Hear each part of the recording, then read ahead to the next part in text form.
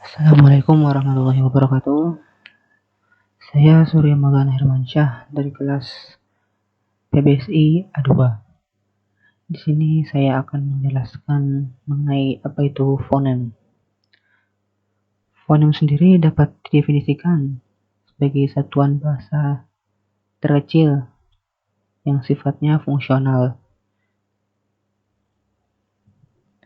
Artinya satuan fonem memiliki fungsi untuk membedakan makna. Fonemik adalah kajian atau sebuah analisis bunyi bahasa yang memperhatikan statusnya sebagai pembeda makna. Objek kajian dari fonemik adalah fonem. Fonem merupakan abstraksi atau gambaran dari satu sejumlah fon, baik pada huruf vokal atau huruf hidup maupun huruf konsonan.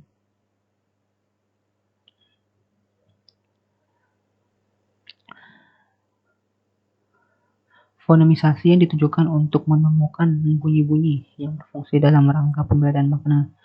Fonemisasi itu sendiri bertujuan untuk menentukan sebuah struktur fonemis pada sebuah bahasa dan membuat ortografi yang praktis atau ejaan sebuah bahasa untuk mengenal dan menentukan bunyi bahasa yang bersifat fungsional atau yang biasanya dilakukan melalui kontras pasangan minimal. Pasangan minimalisi itu sendiri ialah pasangan bentuk-bentuk bahasa yang terkecil dan bermakna dalam sebuah bahasa. Cara untuk tahu apakah sebuah bunyi itu merupakan fonem ialah cari sebuah satuan bahasa. Bisa sebuah kata yang mengandung bunyi, kemudian bandingkan dengan satuan bahasa yang mirip dengan satuan bahasa yang pertama. Jikalau kedua satuan bahasa itu berbeda makna, itu artinya bunyi tersebut adalah sebuah fonem. Karena dia bisa berfungsi untuk membedakan makna kedua satuan bahasa. Distribusi pada fonem adalah letak sebuah fonem di dalam satu satuan ujaran yang biasa juga disebut sebagai morfem. Pada umumnya, fonem dapat berada pada awalan kata, di tengah kata, maupun di akhir kata. Secara khusus, satu persatu. Tapi juga ada yang tidak, hanya ada yang di posisi awal saja atau di akhir saja. Berikutnya ada fonem vokal. Fonem vokal memang selalu dapat menduduki posisi pada semua tempat, sedangkan fonem konsonan tidak. Mungkin dapat menduduki posisi awal atau mungkin di akhir saja.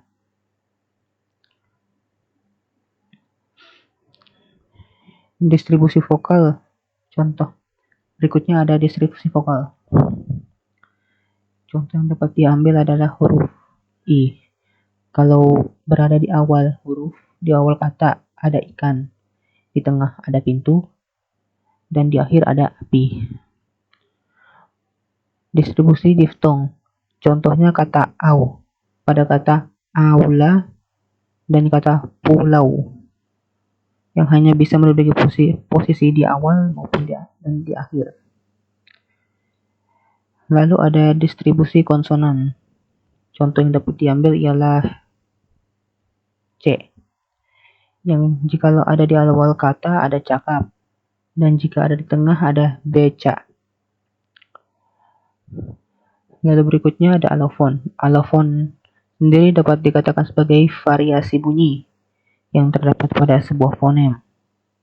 Alofon pada dasarnya tidak memiliki makna yang berbeda, karena hanya merupakan variasi bunyi suara yang terdapat pada fonem. Alofon sendiri dapat dipengaruhi oleh variasi dialek, aksen, lingkungan sosial, dan bentuk artikulator seseorang. Kemudian ada gugus pada fonem. Gugus dan deret pada fonem.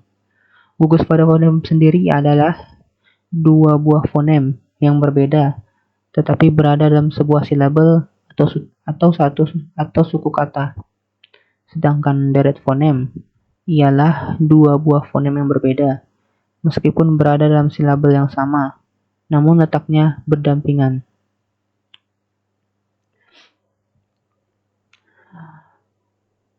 Mungkin itu saja yang bisa saya sampaikan. Salah hilaf mohon maaf. Wassalamualaikum warahmatullahi wabarakatuh.